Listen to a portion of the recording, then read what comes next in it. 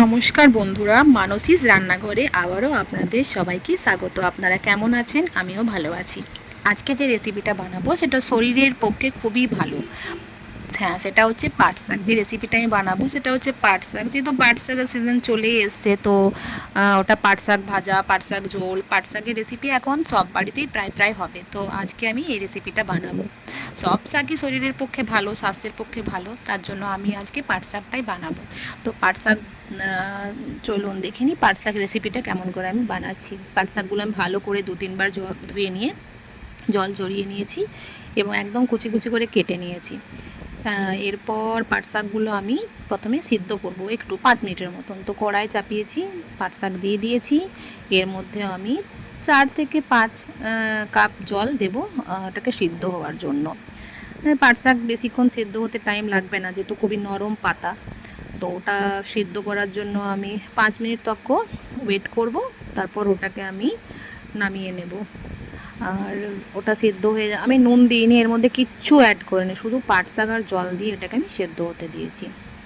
আমার ভিডিওর চ্যানেলের রেসিপিগুলো কেমন লাগছে আপনারা অবশ্যই কিন্তু কমেন্ট বক্সে জানাতে ভুলবেন না।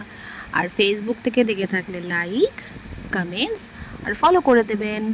আর ইউটিউব থেকে দেখে থাকলে লাইক, কমেন্টস আর সাবস্ক্রাইব করে দেবেন। সাবস্ক্রাইব করতে কিন্তু ভুলবেন না, সাবস্ক্রাইব করলেই আমি আরও নতুন নতুন রেসিপি আপনাদেরকে দেখাতে পারবো। তো চলুন দেখে নিই। পাট শাক আমার সিদ্ধ হয়ে গেছে, এখানে 5 মিনিটের মধ্যে এটা সিদ্ধ হয়ে গেল। এটাকে আমি অন্য একটা পাত্রে আজাড় করে রেখে দিলাম।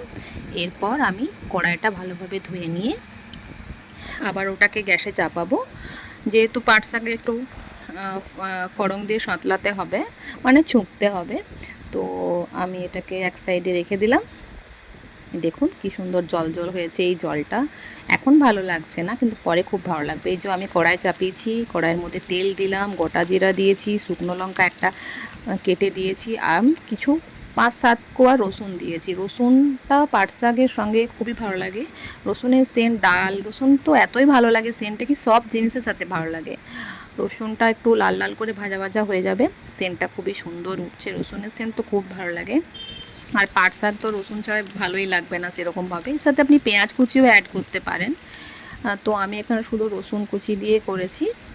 তো ওটা আমার ভাজা হয়ে গেছে, এবার পাট শাকটাকে আমি ঢেলে দিলাম। পাট শাকটাকে ঢেলে দেওয়ার পর একটু নেড়ে নেব।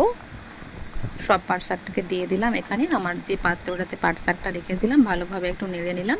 এবং এর মধ্যে আমি এবারে নুন অ্যাড করব এবং হলুদ অ্যাড করব। তো হলুদটা অপশনাল, আমি একটু স্বাদের জন্য দিয়েছি, যেহেতু শাকের মধ্যে বলে একটু হলুদ দিতে হয়। তো আমি এখানে 1 চামচ আর একটু নুন দিয়েছি।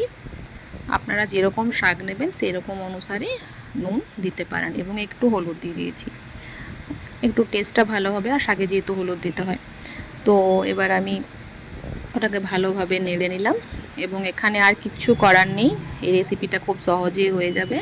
2 মিনিটের মতন ভালোভাবে ফুটতে দিতে হবে। আর আপনি যদি চান যে আর একটু ঝোল ঝোল বানাতে, তো আরও অ্যাড করতে পারেন জল। তো আমি একটু ভাবলাম একটু ঝোল ঝোলই বানাই, পাতলা পাতলা হবে, তার জন্য আমি আর একটু জল দিয়ে ভালো করে নুন হলুদটাকে নেড়ে দিলাম, যাতে শাকটার মধ্যে নুনটা লেগে যায় আর টেস্টটাও ভালো হয়। এখানে আমার পাট শাক রেডি হয়ে গেছে, এবার ভাতের সাথে খাওয়ার জন্য একদম রেডি। পাট শাক দিয়ে ভাত খাওয়া যায়, আমার তো কোনো সবজি লাগবে না, পাট শাক আমার এতটাই ভালো লাগে। তো আমার এখানে রেডি হয়ে গেল পাট শাক, ফুটে উঠেছে। ভালো করে আরেকটু নেড়ে দিলাম যাতে রসুনগুলো একটু সেদ্ধ হয়ে যায়, যদিও ভাজার সময় সেদ্ধ হয়ে গেছে, তবুও একটু ফুটতে দিলাম যাতে সেন্টটা ভালোভাবে শাকটার মধ্যে চলে আসে। এবার তো প্রায় প্রায় পাট শাক বানানো যেতেই পারে, বিভিন্নভাবে বানানো যেতে পারে, ভাজা এরকমভাবে, আরও অনেকে অনেক রকমভাবে বানাতে পারে। তো আমার এখানে এটা রেডি। এবার আমি একটা বাটির মধ্যে পাট শাক ঢেলে নেব এবং গরম গরম ভাতের সঙ্গে পাট শাকের ঝোল আর ভাত খাবো, খুবই সহজে খাওয়া হয়ে যাবে। আমার এই ভিডিওটি শেষ তক্ষ দেখার জন্য আপনাদেরকে অসংখ্য ধন্যবাদ। আর ভালো লাগলে রেসিপিটি আপনারা বাড়িতে অবশ্যই একবার ট্রাই করে দেখবেন। দেখুন কত সুন্দর লাগছে না দেখতে, যেহেতু আমি জিরা কালো জিরা দুটোই ফোড়ন দিয়েছিলাম, তার জন্য দেখতেও ভালো লাগছে। হ্যাঁ, ধন্যবাদ আমার ভিডিওটি সম্পূর্ণ দেখার জন্য।